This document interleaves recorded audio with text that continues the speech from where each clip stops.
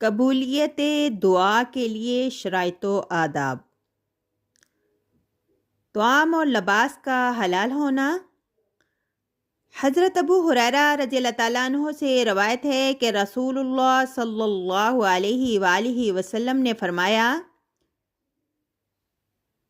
کہ بعض آدمی بہت سفر کرتے اور آسمان کی طرف دعا کے لیے ہاتھ اٹھاتے ہیں اور یا رب کہہ کر اپنی حاجت مانگتے ہیں، مگر ان کا کھانا حرام، پینا حرام، لباس حرام، ان کو حرام ہی سے غذا دی گئی تو ان کی دعا کہاں قبول ہوگی؟